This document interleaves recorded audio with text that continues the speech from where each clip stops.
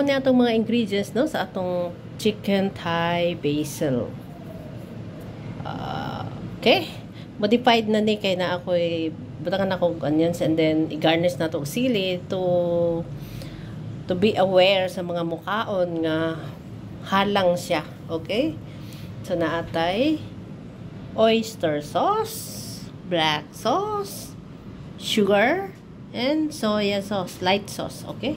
And then atong chicken cut into pieces, marinate na ko og pepper. Gamay lang ang pepper.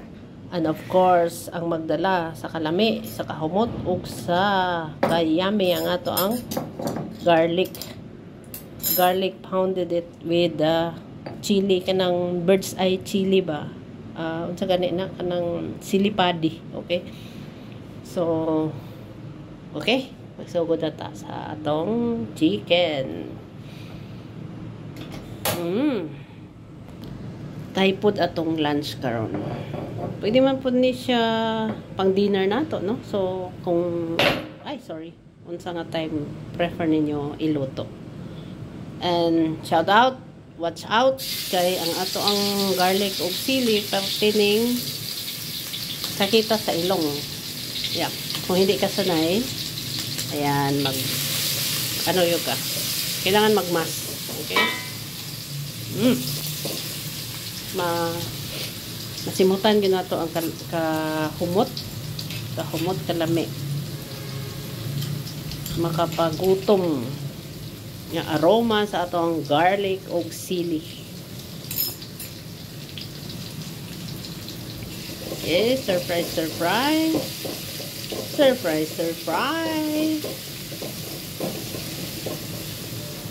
so i-adjust lang nato atong oil kay aron dili kayo pod oily pod. Yes gani. Kay nag-brown naman, i-add nato atong onions, no? Para lang fresh. Tutuin po ninyo inyong mga amo ani para malipay po sila.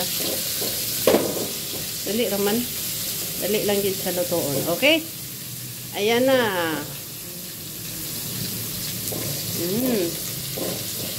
Mao ni makapalami sa kaon. Luyag. Karon sunod na to atong chicken. Yep. Wash properly your chicken. Aron magnanam ang lasa.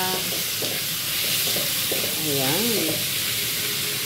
And of course, naka-ready atong mga ingredients bago ta magluto, no? Para walay malimtan. Hugasan ang basil leaves. Okay.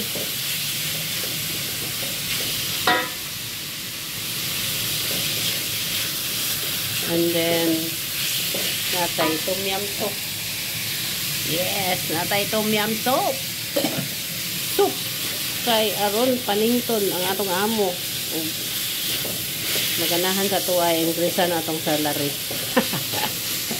It's just a matter of diskarte lang, no? Paano ta mangamo, paano ta mo deal sa atong amo, paano nato i-serve, silbihan ang atong amo. Okay, medyo nakupos-kupos na atong chicken. Karon, maamoy ginako ang sili ba. Yan na to atong soya sauce, no? Kuani ka ng light sauce. Yes. Out. Then continue stirring para maluto o ma-coat siya sa sauce na to. Matimplahan ang bawat piece sa ato ang manok.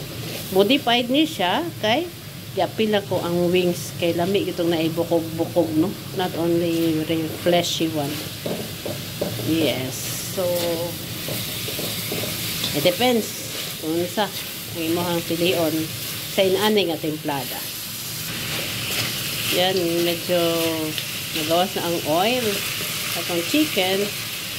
And then kung dili pa kaayo ka sure nga luto gid siya o humok na siya, pwede na itong butangan og gamay nga tubig.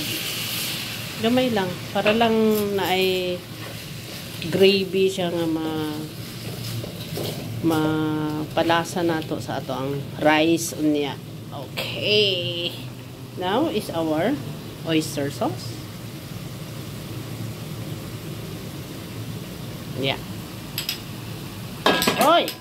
Sorry. Meaning, lami gud siya kay nga balintong akong luwag. Okay, oyster sauce. Ana daw na kinsay mga muto ana nga mga bili nga og magkakulog-kulog na imong gamit habang nagluto ka, meaning mahurot na imong giluto or lamian ang mga tao nga mukaon sa imong giandam. And of course, ato ang sugar. Yep, adjust ang sugar gamay kay delikado ang atong mga glucose count. Ayan. Continue stirring. Ana lang man ang magluto, di ba? Ayaw. Pakuway. O, sigig okay. Sigig okay. Nam nam nam. Atong black sauce. To add color. Para lang ni mano siya ang color niya, no? Then, continue stirring. Yeah. Wa na ni tilaw-tilaw kay estimate na ako nga insakto ra gyud siya nga timpla.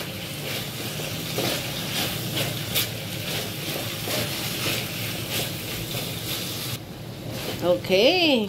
So karon ilunod na nato nga ato ang basil leaves. No, unlimited na ha. As much as you can add. Kay maayo kayo ang health benefits sa atong leaves. Basil leaves. Basil leaves or sangig. Sangig ni basta ang nailhan ako ani is sangig. Okay. Na. Ang aroma. Ayan. Magdaog jud ta karon sa ato ang rice.